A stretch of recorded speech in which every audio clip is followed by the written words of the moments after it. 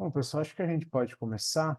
Como agora tem essa flexibilização, algumas pessoas que estão no grupo, que estão integrando essa turma, optaram por necessidade, questões profissionais, de fazer apenas a aula gravada. Então, vamos começar a nossa aula aqui com uma oração, pedindo para o Senhor falar conosco, abrir os nossos corações, levar o nosso entendimento, o nosso pensamento criativo a Jesus Cristo, para que a gente possa aprender dele a respeito desse tema tão interessante da teologia. Então, vamos orar. Senhor nosso Deus, nós glorificamos o teu santo nome, pois o Senhor nos salvou em Jesus Cristo. E essa salvação, ela se manifesta em nossa vida a cada instante, a cada momento. O Senhor tem desenvolvido e aplicado ela aos nossos corações. Nós somos gratos ao Senhor por isso e pedimos a Deus que nessa noite, no início desse curso, desse bimestre, que venha a ser um momento de bastante edificação, com bastante progressão em direção à imagem de Cristo formada em nós. Fala conosco e nos faça entender, Senhor. É isso que nós oramos em nome de Jesus. Amém. Amém. Ok. Bom, pessoal, muito bom estar aqui com vocês novamente, vendo alguns rostos, né, mais conhecidos. Sullivan, Fernando, Jean, já tivemos oportunidade de estarmos aqui estudando nesse ambiente do Seminário Batista Reformado John Dagg.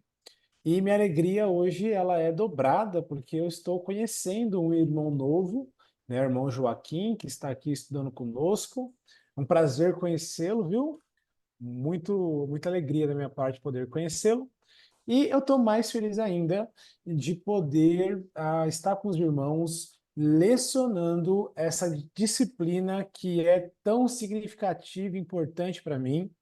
O Senhor tem derramado algo em meu coração dentro dessa temática durante a minha jornada teológica, filosófica, e eu estou muito empolgado mesmo para o desenvolvimento desse curso. Espero que vocês aprendam bastante. Bom, pessoal, nesse bimestre, como vocês já sabem, vocês possivelmente receberam a ementa do curso. Se não receberam um documento físico, um PDF com a ementa, você consegue acessar o ambiente educacional no seminário e você vai encontrar ali algumas informações pertinentes à ementa do nosso curso, cujo a temática é Cosmovisão Cristã. E eu quero começar essa primeira interação nossa fazendo aqui uma rápida apresentação do nosso módulo, do nosso curso, para que vocês venham estar por dentro de tudo aquilo que nós estudaremos ao longo desse bimestre e também para vocês estarem por dentro da sua responsabilidade para com o nosso curso. Então, acredito que vocês estão vendo aí a minha tela, sim ou não? Sim, Compartilhando, né? Se sim. você abrir aí o site do seminário, você vai encontrar ali uma aba do nosso curso Cosmovisão. E quando você acessa ele, você tem acesso aqui a algumas informações, como a descrição do curso, os objetivos do curso, bem como todo o nosso conteúdo programático. Se você for ali na sua aba do aluno, você vai encontrar essa tela aqui, mostrando como o nosso curso está estruturado e como as responsabilidades de vocês elas estão elencadas aqui. Então, deixa eu fazer uma breve apresentação do que é o nosso curso e do que nós vamos estudar ao longo desse bimestre. Eu não sei quantos de vocês já ouviram falar alguma vez sobre cosmovisão ou já estão familiarizados com esse termo? Alguém aqui já ouviu falar? Bom, cosmovisão é como você enxerga o mundo a partir dos seus princípios, dos seus entendimentos, da sua criação, né? E aí, no caso, cosmovisão cristã é com base na Bíblia, né? Bacana, legal. Acho que é não somente como enxerga o mundo, mas um compromisso com você enxerga, que você tem essa visão. Compromisso com essa visão de mundo. Legal. Basicamente é isso mesmo, tá? Alguém quer falar? É o óculos, né? Eu lembro que até você mencionou essa definição. É como um óculos que a gente tem para enxergar o mundo, que define os nossos valores e as nossas diretrizes em relação ao mundo e suas realizações. Legal. Então, eu fico muito feliz saber que vocês já estão aí um pouco familiarizados, né, com o conceito de cosmovisão, e basicamente é isso mesmo, tá? Só que tem uma questão que eu preciso salientar aqui. Essa palavra cosmovisão, ela não é encontrada na Bíblia, tá? Você não encontra a palavra cosmovisão além do, por exemplo, o livro de Deuteronômio, você não encontra a palavra cosmovisão lendo o Evangelho de Marcos, e essa palavra, ou esse conceito que dá tema para a nossa disciplina aqui, ela também não é uma conceituação ou um termo que nasce no berço teológico. A palavra cosmovisão, na verdade, pessoal, ela tem por nascedouro a filosofia. Ela tem por nascedouro a filosofia. E talvez você esteja se perguntando, ora, nós estamos aqui num curso teológico para falar de cosmovisão cristã, por quê? Porque nós estamos, então, se baseando o nosso curso em uma nomenclatura filosófica e não teológica, visto que o nosso curso é um curso de teologia. E a razão disso é simples, tá, pessoal? Foi lá no século XIX, no final do século XIX para o começo do século XX, que dois teólogos, um escocês e outro holandês, teólogos esses que estavam inseridos dentro da tradição reformada, tradição essa que o nosso seminário está inserido, tá? Eles tiveram contato com esse termo, com essa ideia por detrás da palavra cosmovisão, e eles enxergaram nesse conceito algo que estava calcado no ensino das escrituras. Eles perceberam que nesse conceito de cosmovisão, uma verdade bíblica estava sendo ensinada, estava sendo salientada, então eles se apropriaram do termo. Eles se apropriaram do termo. Por quê? Porque apesar do termo cosmovisão ele ter surgido em um dado momento histórico, a ideia, o conceito, ele é tão antigo quanto a humanidade, certo? Não existiu nenhum homem e jamais existirá algum homem que não nutra dentro de si a sua cosmovisão, tá certo? Então, é um conceito antigo que esses teólogos agora, percebendo isso sendo utilizado pelos filósofos, eles vão se apropriar desse termo e vão dar, então, uma utilidade teológica, dando todo o refinamento bíblico para esse conceito, tá? Então, o nosso curso aqui, segundo a nossa descrição, nós vamos, durante o nosso período, oferecer aqui uma investigação biblicamente orientada do conceito e teoria de cosmovisão, onde nós vamos procurar apresentar os elementos centrais de uma cosmovisão reformada, apontando algumas de suas implicações para o entendimento da dinâmica cultural humana e da interação do cristão com ela. Então, apesar disso ser um fato, tá? Dessa apropriação, nós precisamos investigá-la biblicamente para saber se o que teólogos como James Orr e Abraham Kuyper, que nós falaremos dele na nossa próxima aula, fizeram um movimento biblicamente justificável. Tá? Então é por isso que nós vamos fazer uma investigação biblicamente orientada. E nesse percurso do nosso curso, nós entenderemos também como a cosmovisão ela foi articulada e desenvolvida dentro da tradição cristã e como isso nos ajuda a entender essa interface do cristão com a cultura, procurando viver uma vida corandeu ou diante de Deus, tá certo? Então, eu quero que vocês olhem aqui para essa parte dos nossos objetivos, porque o nosso curso ele está fundamentado em cima desses objetivos aqui.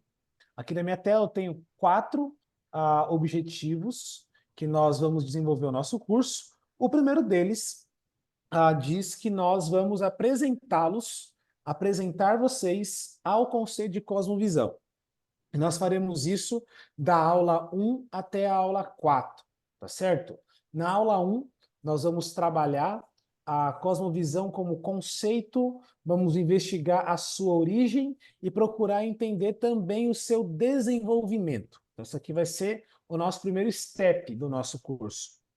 O segundo, nós já vamos ver como os teólogos reformados, James Orr e Abraham Kuyper, se apropriaram desse termo e ofereceram agora uma definição teológica do termo cosmovisão. Vocês vão perceber hoje que a filosofia, ela deu uma conotação para a expressão cosmovisão. Mas como é que os teólogos reformados lidam com isso? Será que eles conservam o significado filosófico ou será que eles oferecem uma nova conceituação de cosmovisão? Tá? Na terceira aula, nós vamos abordar a questão das críticas ao movimento de cosmovisão. Essa crítica, pessoal, ela surge do próprio meio cristão. Muitos cristãos se demonstram bastante reativos à utilização desse conceito para expressar a ideia que os teólogos estão querendo expressar. E essas críticas são importantes, ela nos ajuda a entender melhor e desenvolver melhor uma cosmovisão biblicamente orientada. E fechando aqui esse primeiro objetivo, nós falaremos como uma cosmovisão ela é formada, e aqui nós vamos fazer uso de um referencial teórico chamado de triperspectivismo de John Frame, tá certo? Meus irmãos, não se assustem com essa variedade de termos teológicos que talvez vocês não conheçam ainda, tá? Eles não são bichos de 7 cabeças. Eu tenho certeza que em 2, 3 aulas vocês já estarão totalmente familiarizados com eles, tá certo? Já a segunda parte aqui, o nosso segundo objetivo, é que nós vamos tentar demonstrar para vocês também a centralidade de uma cosmovisão na vida humana, tá certo? Nós vamos demonstrar como a cosmovisão ela ocupa a centralidade do nosso ser. E a partir disso, nós vamos começar a esboçar uma teoria de cosmovisão biblicamente orientada na aula 5 e na aula 6, que nós falaremos sobre formação de narrativa, os pilares da cosmovisão cristã, à luz da criação, queda, redenção e cosmovisão. Tá certo? E o terceiro objetivo, que o nosso curso ele está fundamentado, é que eu vou tentar apresentar para você também alguns contornos básicos da cosmovisão reformada, onde nós veremos que algumas práticas, alguns treinamentos são necessários para a formação de uma cosmovisão biblicamente sustentável. E por fim, nós vamos fechar aí o nosso curso aplicando tudo aquilo que nós estudaremos, aonde nós vamos trabalhar a temática de como é possível amarmos Deus nesse mundo caído, vivendo uma vida corandeu diante dele, tá certo? Então, basicamente, esse aqui é o nosso programa, o nosso conteúdo programático, e a sua responsabilidade, meus irmãos, em relação a isso, diz respeito a algumas coisas que você precisará fazer ao longo desse bimestre, tá certo? Que responsabilidades são essas? Percebam que aqui na minha tela, você está encontrando aqui, ó, aula 1, cosmovisão, aula 2, apropriação da ideia. Embaixo desse título, nós temos aqui alguns sublinks, tá? O primeiro é a aula ao vivo, onde você consegue acessar a reunião, né? Mas aqui embaixo fala de algumas leituras complementares que deverão ser feitas, tá?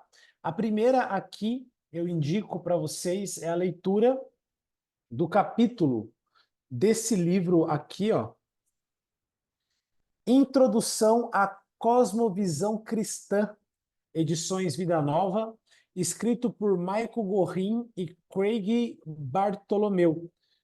Vocês não terão responsabilidades de ler esse livro inteiro, tá? Eu indiquei alguns capítulos. Por exemplo, para essa nossa aula 1, a leitura complementar daquilo que nós estudaremos daqui a pouco diz respeito à leitura do capítulo 2 desse livro, que é um capítulo significativamente pequeno e que nos ajuda a investigar a história da cosmovisão. Um outro livro que eu indico aqui, algumas partes deles, é Ô, esse Brenner, livro. Oi. é, a gente consegue acessar só esse capítulo pela plataforma ou não? Como é que é? Não, não consegue. A editora, ela não permite o compartilhamento do capítulo, né? Então, vocês vão ter que adquirir esse livro, tá? Na verdade, esses dois livros que eu vou indicar aqui. Depois eu posso jogar os links dele lá no grupo para vocês terem acesso ou saber como é possível adquiri-los, tá? Um outro livro que eu indico é esse livreto, Cosmovisão Cristã, de Philip Hayek. Ele tem, pessoal, menos de 100 páginas, mas como eu falei para os irmãos, eu também não vou indicar a leitura completa desse livro, apenas algumas partes. Acredito que um ou dois capítulos desse livro e desse outro aqui, eu estou indicando, você tem acesso a isso aí no seu portal do aluno, tá? Você acessando lá, você vai ver que esses capítulos eles estão bem divididos e claramente indicado qual o texto que você precisa ler como material complementar de cada aula. Então, esse livro da capa amarela, eu indiquei dois, não, eu indiquei dois, três. Indiquei 4 capítulos desse livro amarelo e indiquei 2 capítulos desse livro cinza aqui. E também indiquei para vocês a leitura de 2 artigos de 1,5 página cada para vocês lerem. Então, eu oriento vocês a acessar depois o seu portal do aluno, a entrar na aba do nosso curso, tá? Essa aba que eu estou compartilhando para vocês. E vocês vão ver aqui, ó, as responsabilidades de vocês. E para fechar, a respeito ainda da sua responsabilidade, no final do nosso curso, eu vou passar uma pequena avaliação para os irmãos, aonde vocês precisarão escrever um texto falando sobre cosmovisão, dissertando sobre cosmovisão. Eu não vou passar prova, tá? Não vou passar prova, eu vou passar apenas essa redação, mais as leituras complementares para fechar a nota de vocês, ok? Alguma dúvida em relação a isso?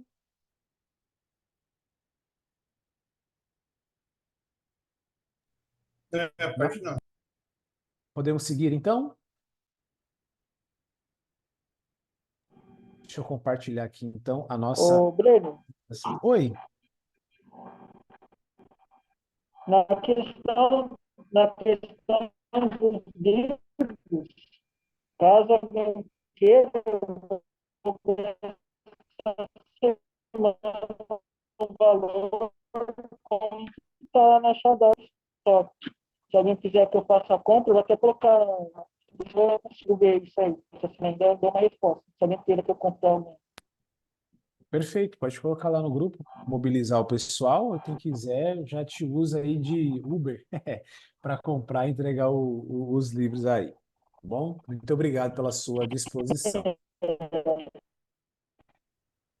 Meus irmãos, vocês estão vendo o slide aí, né? Está projetado direitinho para Não. vocês? Eu sou novo aqui na utilização do Zoom e eu compartilho e não aparece o espelho da, o espelho do slide. Então, o Jean deu ok, está aparecendo, né? Perfeito. Então, já que a gente já falou sobre essas questões, Vamos entrar aqui na nossa aula de hoje, que é o assunto que nos interessa. Vamos falar a respeito de cosmovisão, conceituação, origem e desenvolvimento. Os irmãos estão vendo que eu estou projetando aí na nossa tela uma imagem? Todo mundo está vendo essa imagem? O que vocês entendem dessa imagem que está sendo projetada aí no nosso slide? Vamos interagir um pouco. O que vocês entendem? O que essa imagem está comunicando? O que ela está nos ensinando? O que ela está descrevendo para a gente? Nosso cérebro, ele é formado ou ele absorve informações pelos 5 sentidos, mas o foco vai estar na visão. Perfeito, perfeito. Essa imagem aqui mostra, né, o cérebro humano e como ele absorve informação por meio dos 5 sentidos. E como o Fernando já antecipou aqui, eu deixei destacado o sentido visual, justamente para te fazer uma pergunta, meu irmão.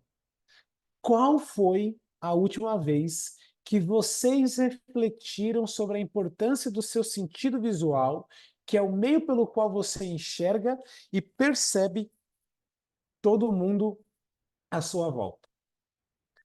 Se eu te disser que existem fatores, elementos que estão te influenciando a enxergar o mundo, a entender o mundo e a interpretar o mundo e todos os eventos que acontecem à sua volta, vocês acreditariam em mim? Bem, eu quero ilustrar esse ponto para mostrar para vocês que existem fatores e elementos que condicionam a nossa percepção de mundo, a nossa leitura do mundo, a nossa interpretação do mundo. Eu quero dar aqui 3 rápidos exemplos para você entender como esses elementos nos influenciam.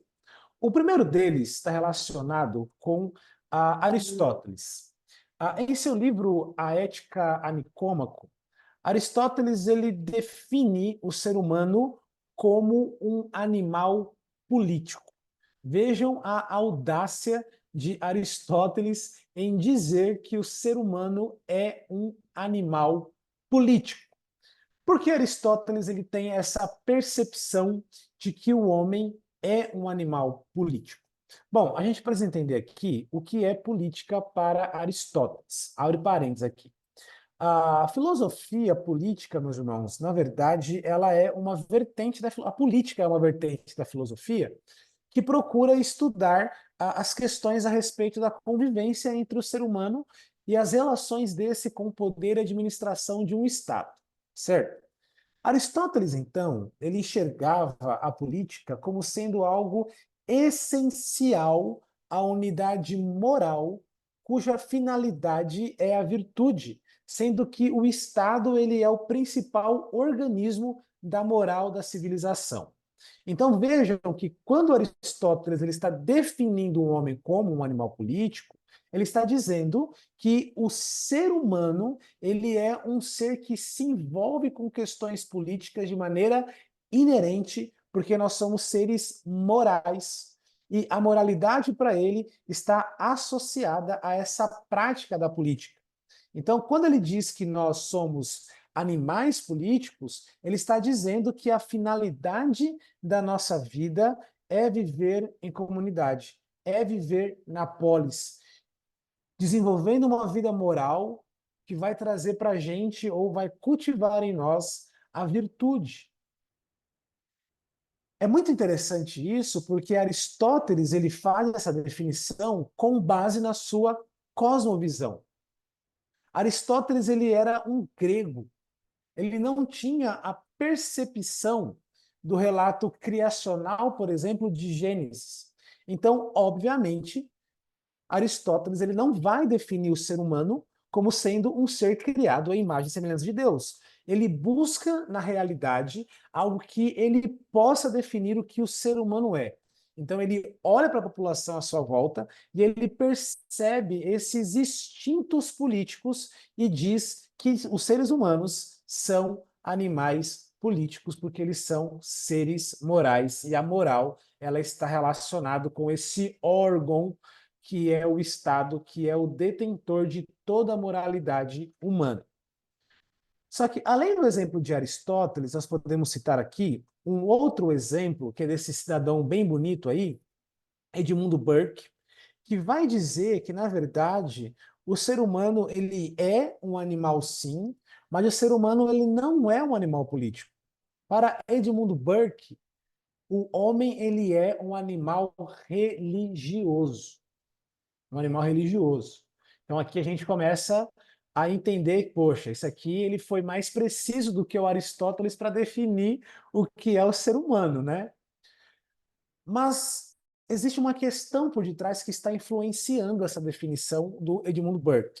Edmund Burke, em outro lugar, ele diz, pessoal, que a sociedade, a humanidade, ela vive de acordo com um pacto entre os vivos e os mortos e aqueles que ainda não viveram e que viverão. A sociedade, então, ela é um compilado de uma aliança entre essas partes. E o Edmund Burke, ao dizer que o homem ele é um animal religioso, na verdade, ele não está fazendo uma afirmação positiva, tá? Ele está, na verdade, combatendo o ateísmo da sua época, que era praticado por pessoas revolucionárias que haviam rompido com a visão de mundo conservadora. Edmund Burke era um católico conservador e ele entende que todo ser humano que existe, existiu e existirá, é por natureza um animal religioso. E qualquer pessoa que fuja desse espectro, ele não está em perfeito funcionamento. Então, para ele, usando as lentes do conservadorismo ou a visão de mundo do conservadorismo, ele vai dizer, olha, nós precisamos ser pessoas religiosas, pois todos os nossos antepassados eles são religiosos e todos os nossos descendentes serão religiosos, porque nós somos religiosos por natureza. E o último exemplo que eu quero dar aqui é desse homem mais próximo da gente, chamado de Max Weber, que foi um sociólogo bastante importante, que vai dizer que, na verdade, o ser humano ele é um animal amarrado a teias de significado que ele mesmo teceu. Ou seja, para o Max Weber, na verdade, o ser humano ele é um animal hermeneuta. O ser humano é um animal que interpreta. E são essas interpretações que faz com que ele alcance significados. E segundo essa frase de Max Weber, o ser humano ele está amarrado à teia dos próprios significados que ele teceu. E todo esse significado é fruto de interpretação que o ser humano faz de acordo com a sua cosmovisão, de acordo com a maneira pelo qual ele enxerga a realidade. Meus irmãos, todas essas perspectivas aqui sobre o ser humano, elas são importantíssimas, elas são interessantes, porque todos eles concordam que os seres humanos, em certo sentido, eles são animais. Só que esses animais na verdade, um instinto no qual é inerente a nós e acabam exercendo determinadas influências significativas sobre as nossas vidas. E dentre todas essas definições, nós encontramos descrições acerca da finalidade do homem. Por que será que eu e você existimos? Será que a nossa vida ela possui uma finalidade? Segundo Aristóteles, sim. Só que nesses exemplos que nós utilizamos aqui, nós também encontramos uma descrição a respeito da essência do ser humano, que é um ser religioso, e uma descrição também daquilo que o ser humano faz o tempo todo, que é interpretar, que é buscar significado, que é tecer significado, que ele mesmo acaba se prendendo. Todas essas descrições, elas estão relacionadas com uma maneira de ver o mundo, se relacionar com ele e se relacionar também com as pessoas. Isso, grosso modo, é modelado por aquilo que nós estamos chamando aqui de cosmovisão. Mas o que é cosmovisão, afinal de contas? Nós precisamos saber o que é cosmovisão para entendermos perfeitamente esses exemplos, para entendermos, na verdade, como o ser humano funciona por meio dessa força motriz que é a cosmovisão. Então, o que é cosmovisão? Eu vi que os irmãos fizeram alguns aportes, tá? Bastante significativo, bastante interessante. Mas eu quero dizer para vocês que, etimologicamente, cosmovisão, ela diz respeito à visão de mundo ou à forma pela qual nós enxergamos e interpretamos o mundo à nossa volta. Como já mencionei aqui, essa palavra, pessoal, ela não aparece nas escrituras. Ela não é uma palavra originalmente teológica. Ela é uma palavra que nasceu no berço da filosofia. E todo conceito que surge, ou todo conceito que é desenvolvido, ele é desenvolvido em determinado momento histórico, tá? Ele possui um desenvolvedor que conferiu um significado para ele. Então vamos pensar nessas questões à luz da problemática do que é cosmovisão.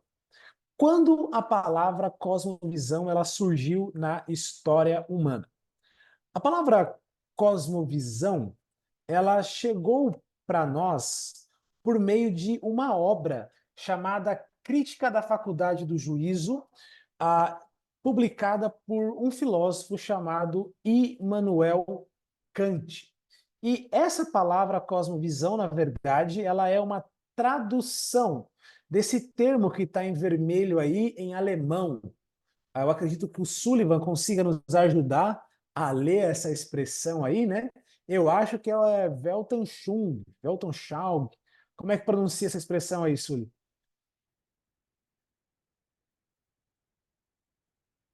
Você que conhece a língua alemã.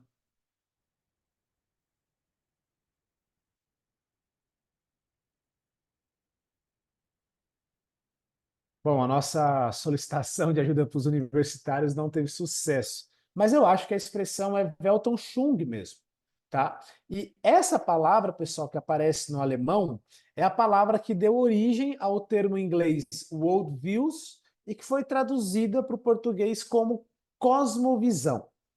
E essa palavra, ela surge em um momento bastante interessante, onde o filósofo prusiano ele utiliza essa expressão uma única vez em toda a sua carreira filosófica. E como que ele usou? Qual foi a primeira ideia que ele empregou para se referir à cosmovisão?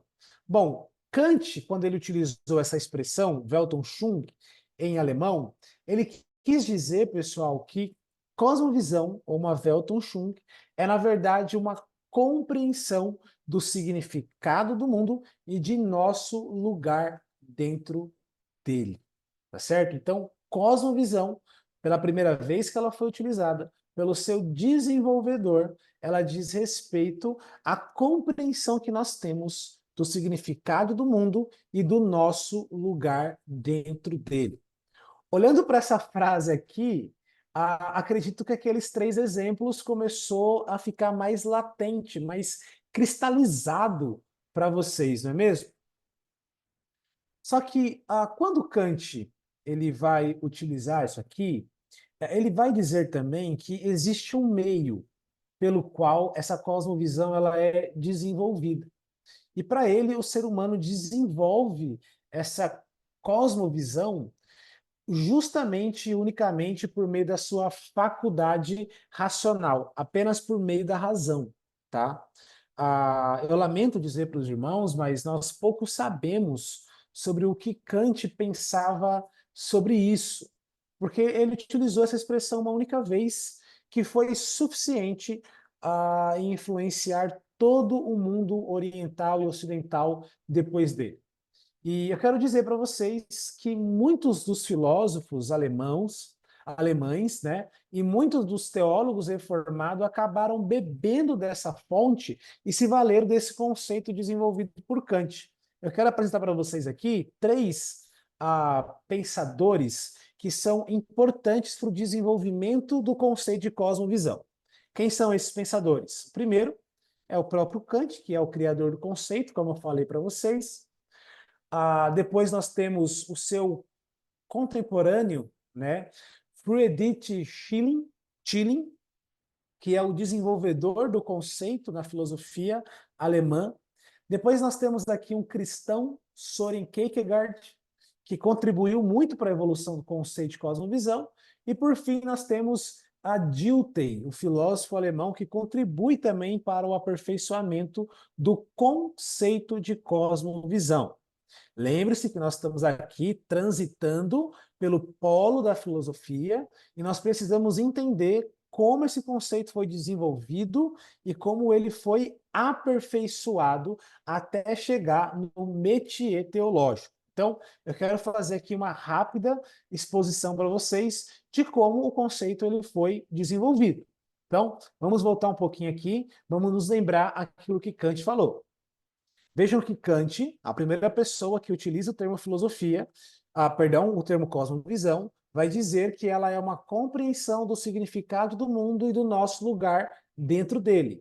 Não esqueçam dessa definição.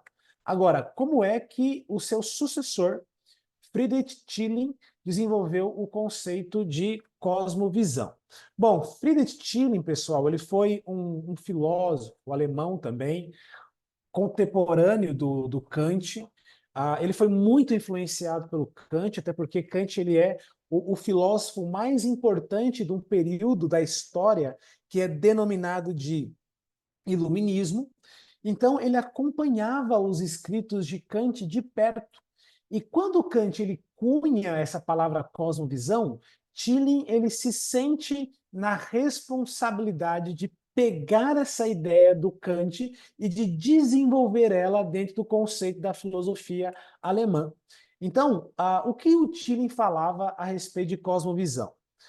Para o Schilling, cosmovisão, na verdade, ela era uma espécie de palavra-chave que era usada para denotar um conjunto de crenças que estão subjacentes e moldam todo o pensamento e ação humana. O que o Schilling está dizendo aqui é que, na verdade, nós utilizamos essa expressão cosmovisão para denotar, na verdade, um conjunto de crenças que são subjacentes ao nosso ser e que estão modelando as nossas ações e o nosso comportamento no mundo. Sabe por que determinadas pessoas elas agem de maneira A e outras agem de maneira B? Essas ações, segundo o Schilling, elas estão sendo influenciadas pela cosmovisão, que são essas crenças que existem dentro do nosso ser e que condicionam as nossas práticas, os nossos atos, tá certo? Além do Schilling, nós temos aqui um cristão. Lembra que eu falei para vocês que o termo cosmovisão ele vai entrar na tradição reformada por meio de dois teólogos? Enfim, não é o Soren Kierkegaard, tá? São outros teólogos que eu vou falar mais para frente. Mas Soren Kierkegaard, um luterano dinamarquês, também foi um filósofo que acabou contribuindo muito para a evolução do conceito de cosmovisão. Ele também era um discípulo, um seguidor de Immanuel Kant. Toda a sua filosofia e teologia é influenciada pelo trabalho de Kant, e com a ideia de cosmovisão, o pessoal não foi diferente. A Soren Kierkegaard, ele tinha uma percepção a respeito de cosmovisão que ele classificava ela como sendo um conjunto de crenças que são mantidos tão intimamente por uma pessoa que é apropriado dizer que essa pessoa ela vive dentro da sua cosmovisão, ou a cosmovisão ela possui a pessoa. Vejam como essa ideia ela é complexa e ela é abrangente. Kierkegaard está dizendo que esse conjunto de crença que nós sustentamos o nosso íntimo, ela na verdade nos possui ou faz com que nós vivamos dentro dela. E isso talvez explique o porquê determinadas pessoas elas são agarradas a ideias tão absurdas, não é mesmo? A gente se pergunta, nossa, por que um terrorista islâmico faz o que faz? Porque ele está inserido dentro dessa cosmovisão, ou melhor, essa cosmovisão possui esse ser e condiciona todos os seus atos. É isso que o Soren Kierkegaard está dizendo aqui. Só que nós temos aqui um outro personagem, e esse aqui é o mais importante de todos os demais, que é o Dilthey. Dilthey também foi um filósofo alemão, que contribuiu muito para o aperfeiçoamento do conceito de cosmovisão, e ele vai dizer que cosmovisão, pessoal, é uma forma de trazer unidade e coesão a todos os aspectos diferentes da vida. Isso envolve sentimentos, crenças, convicções sobre a vida, hábitos, tendências que criam um sistema de propósitos, preferências e princípios que governam a ação e dão unidade e sentido à vida. Como é que nós podemos concatenar ou sintetizar todas as coisas da nossa realidade, trazendo unidade para essas coisas, coesão para essas coisas, que vai unir todos os aspectos diferentes da nossa vida? Segundo o Dilthey, é a nossa cosmovisão. E a nossa cosmovisão, ela não é desenvolvida apenas por crenças, mas ela é desenvolvida por sentimentos, convicções, hábitos, tendências, propósitos, preferências e princípios que governam as nossas ações e acabam dando sentido para a nossa vida.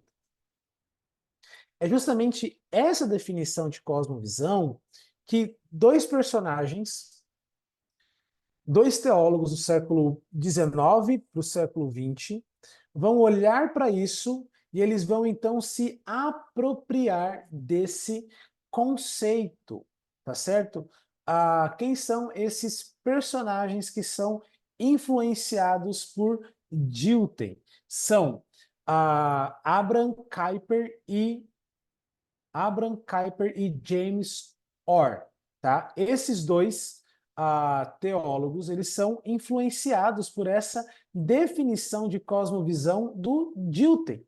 E por que eles são influenciados, pessoal, por essa definição? Vamos tentar trazer à tona, vocês estão estudando História da Igreja, mas vocês vão estudar esse período apenas no próximo bimestre. Vamos trazer à tona aqui a realidade da igreja escocesa e da igreja holandesa. James Orr, ele é um escocês, ele é um polemista, ele é um apologista, e você tem Abraham Kuyper, que é um holandês. Ambos estão inseridos na tradição calvinista, ambos estão inseridos na tradição reformada. Só que eles estão passando pelo apogeu do período da Era das Luzes, que é o Iluminismo, aonde o cristianismo está sendo ali sufocado, atacado o tempo inteiro para um elemento que nós conhecemos bem como secularismo. Tá?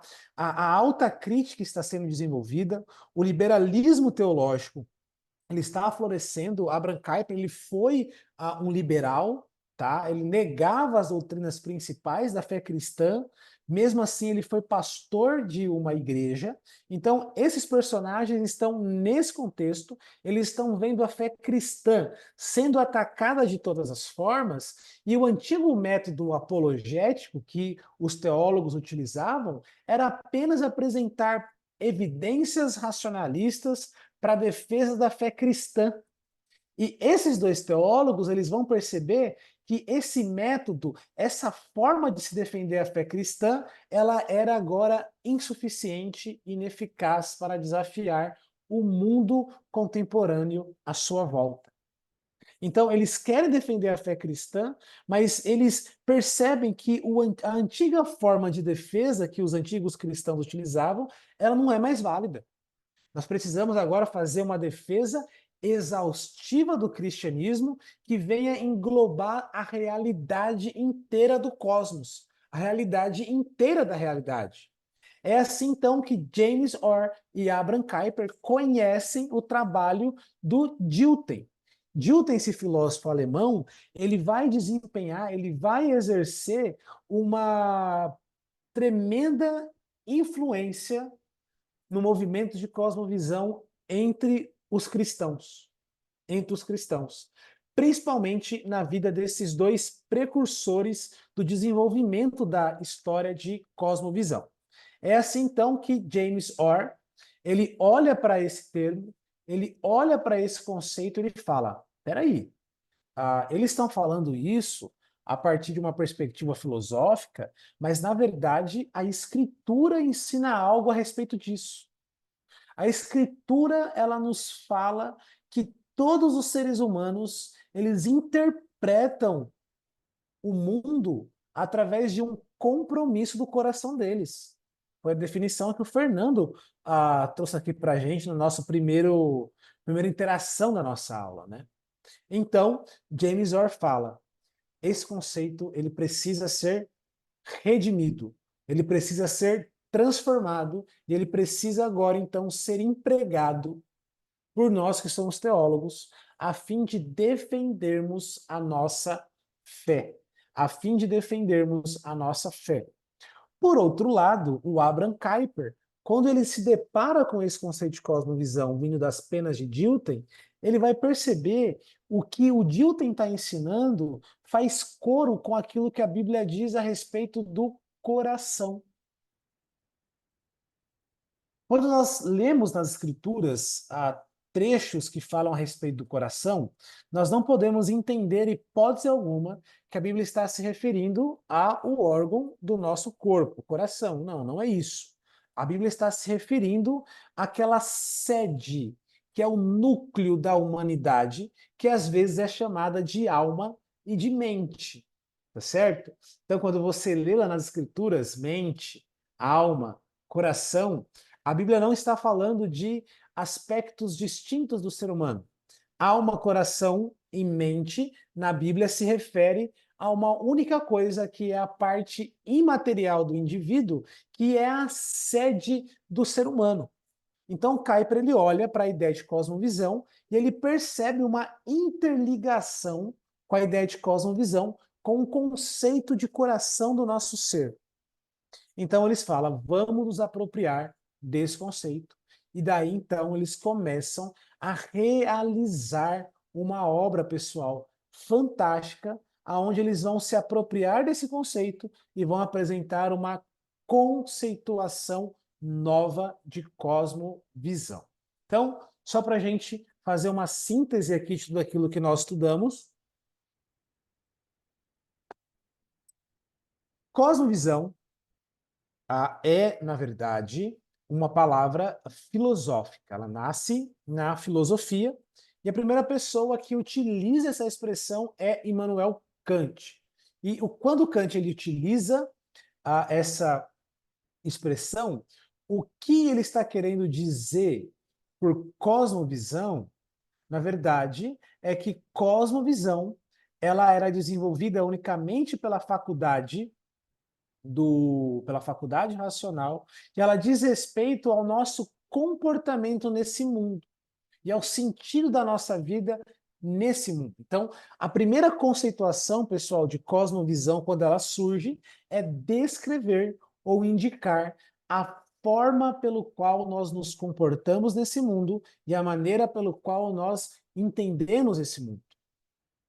Só que esse conceito ele não para em Kant, ele é desenvolvido na história da filosofia. Um filósofo que utiliza esse termo é o Tilly. Ele vai dizer que, na verdade, cosmovisão é apenas uma palavra-chave que nós utilizamos para denotar um conjunto de crenças que nos são subjacentes e moldam todo o pensamento e ação humana. Ou seja, os nossos pensamentos e as nossas ações, elas são moldadas pelas crenças que nós sustentamos. Já Soren Kierkegaard, um filósofo depois desses, olhou para a ideia de cosmovisão e percebeu que ela era importantíssima e disse: cosmovisão é um conjunto de crenças mantidas tão intimamente por uma pessoa que é apropriado dizer que este vive dentro de sua cosmovisão ou a possui. Vejam que essas crenças que nós sustentamos intimamente, ela acaba falando por nós, ou ela acaba controlando aquilo que nós falamos e aquilo que nós fazemos. E, por fim, nós vimos que cosmovisão, segundo Dilthey, ela é, na verdade, uma forma de trazer unidade e coesão a todos os aspectos diferentes da vida.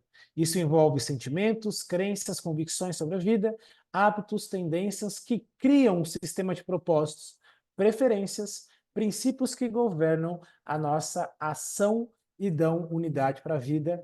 Essa última definição é a definição que influencia os cristãos que agora perceberam que eles precisam construir, na verdade, um sistema de defesa da fé que venha abranger o todo da realidade, notando todos os aspectos diferentes. Isso envolve sentimentos, crenças e convicções que criam para a gente um sistema que pode ser razoavelmente defendido e que, na verdade, confere sentido para a realidade, sentido para a vida, sentido para todas as coisas. Agora, como é que Kuyper e James Orr se apropriam desse termo? Bom, isso é tema aqui para nossa próxima aula. Eu vou deixar vocês aí curiosos por saber a respeito disso, tá certo? Eu vi que o Jean levantou a mão. Ô, Breno, só levantei a mão para avisar que daqui a alguns minutinhos eu vou ter que sair da aula, porque eu tô aqui no horário da janta no serviço. Eu vou começar a trabalhar, tá? Só para avisar. Eu não vou ir até Tá o final certo, da aula, tá, já, eu vou encerrar a aula aqui beleza? 9h30. Ah, então eu consigo, é. Eu volto 9h29, um minutinho antes só. Tá, eu vou encerrar a aula aqui 9h30. Então, meus irmãos, o que eu queria passar para vocês nessa primeira aula foi isso, tá? Eu quis apresentá-los o programa do nosso curso, para vocês entenderem os caminhos que nós vamos trilhar aqui e quais serão as suas responsabilidades para com o nosso seminário ao longo desse bimestre, tá certo? Leituras complementares, além de participarem das aulas, né? E depois fazer aquela atividade final, onde você vai dissertar a respeito da ideia de cosmovisão. Tá? E tudo aquilo que eu queria passar para vocês a respeito da conceituação do termo origem e desenvolvimento, foi isso que vocês viram aqui. Diante disso, os irmãos querem fazer algum comentário? Tem alguma pergunta a ser feita? Ô, Pode falar, não. tá. Ô, Brenner, Oi, meu irmão. diante de tudo isso que nós ouvimos aqui, podemos, então, usar desse finalzinho aí, baseado nesse finalzinho aí desse cara aí, não sei pronunciar isso. Isso quer dizer que podemos dizer que podemos usar isso como uma ferramenta para evangelismo, essas coisas, trabalho de igreja. Com certeza, meu irmão, com certeza. Como eu falei, a motivação dos primeiros teólogos, principalmente dentro da nossa tradição reformada, a se apropriar desse termo, foi justamente ver nele uma ferramenta de defesa da fé. E eu costumo ensinar que defesa da fé nada mais é do que evangelismo, porque nós estamos aplicando a fé cristã à incredulidade humana. E quando nós estamos nesse processo, a reação das pessoas para com a mensagem do evangelho vai demonstrar qual é a visão de mundo que ela tem. E sabendo lidar com essa questão de visão de mundo, é mais fácil para a gente conseguir apresentar a visão de mundo bíblica e por que ela é verdadeira e todas as outras visões de mundos não o são. E por isso eles precisam de um salvador. Então a sua análise ela foi perfeita.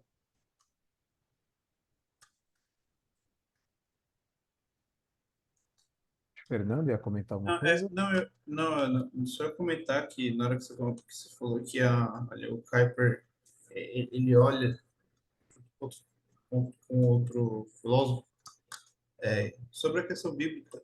Aí vê exatamente o texto de Romanos 12:2, exatamente do Evangelho transformar a nossa mente para a gente não se conformar com os padrões do mundo. Ou seja, o Paulo está falando de uma cosmovisão mundana para a gente transformar a nossa cosmovisão com os padrões da boa vontade de Deus.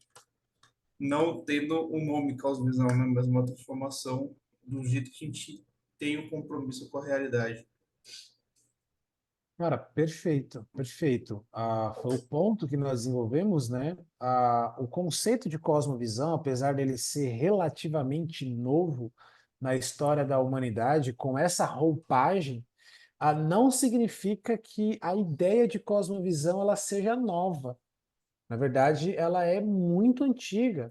Por exemplo, quando Adão ele come do fruto da árvore do conhecimento do bem e do mal, ele é influenciado por uma visão de mundo que foi imposta a ele por meio de Satanás. Então ele olha para aquilo e ele entende que ele precisa ser igual a Deus, ele precisa enxergar o mundo igual a Deus. E ele se esquece que ele foi criado para pensar os pensamentos de Deus depois de Deus, ou após o ser de Deus, né?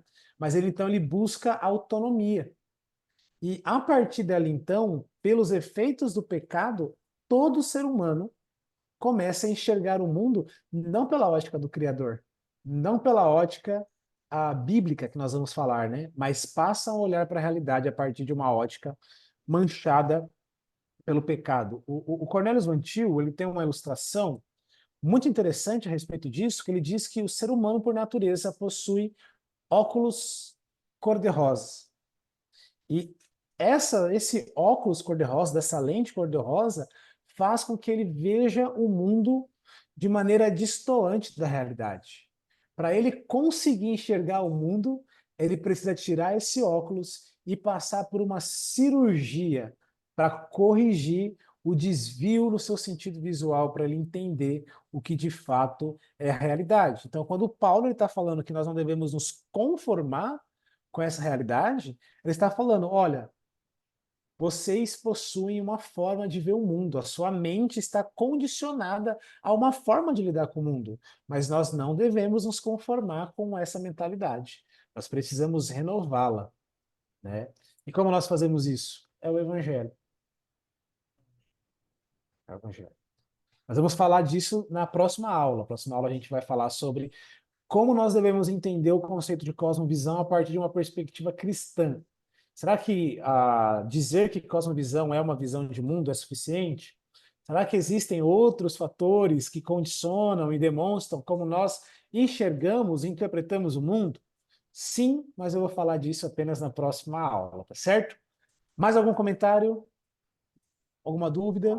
Você adiantou uma dúvida que eu ia apresentar para você, se esse conceito, de certa forma, era apresentado no Antigo Testamento e a partir de que ponto ele é apresentado. Mas, de certa forma, você já respondeu, já mencionando Adão e a questão da queda.